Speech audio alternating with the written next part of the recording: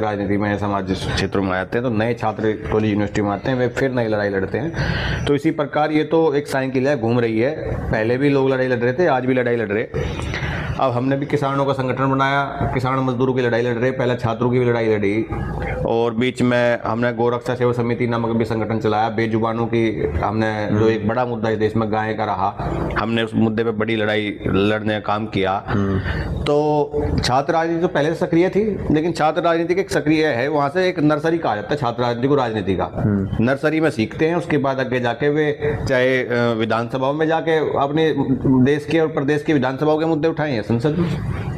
तो लड़ाई में तो देखा जाता है कि आजकल जो यूथ है राजनीति में लड़ाई, वो वाली राजनीति वाली लड़ाई नहीं, दूसरी लड़ाई ज़्यादातर हो रही है, उसका वर्चस्व वाली लड़ाई देखी जा रही है छात्रों में। ऐसा है, ऐसा माहौल हम क्यों हमें देखने को मिल रहा है? ये जो आज की जनरेशन है, जिन्हें एक नया नाम दिया गया जेन जी जनरेशन, ये जेन जी जो जनरेशन है, इन्होंने आने वाले टाइम में जो ये गाने सुन रहे हैं, ये तो पंजाबी गाने हो, हरियाणवी गाने हो, एक वेब सीरीज, एक जो नया प्रचलन चला कि उन्हें कहीं सर्टिफिकेट तो लेना नहीं पड़ रहा, उसमें जो गंदी लैंग्वेज आ रही है, उसमें मारपीट और बाहुबल दिखाया जाता है, वो तो एक रील के पर्दे पे दिखाया जाता है। लेकिन आज का जो जेन जी है, उसे अपनी कार्य प्रणाली में, अपने जीवन में उतारने की कोशिश कर रहा।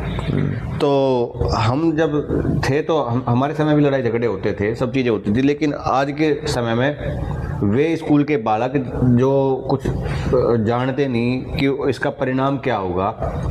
आपने देखा होगा बहुत सारी चीज़ें ऐसी आ रही, तमंचे लेके, कट्टे लेके रील बना रहे आजकल के बालक, बहुत वायरल होती है। तो ये ऐसी चीज़ें हैं कि ये चीज़ें आजकल की जो छोटी प्रणाली है, ये पीढ़ी है, इन्हें ये चीज़ें नहीं करनी चाहिए। जेन जी जनरेशन जो है हमारी, इन्हें ध्यान देना चाहिए आज के राजनीतिक हालातों पे, इन्हें ध्यान देना चाहिए अपनी स्कूल की पढ़ाई शिक्षा पे, क्योंकि शिक्षित होंगे तो सवाल करेंगे, शिक्षित नहीं होंगे तो क्या सवाल करेंगे।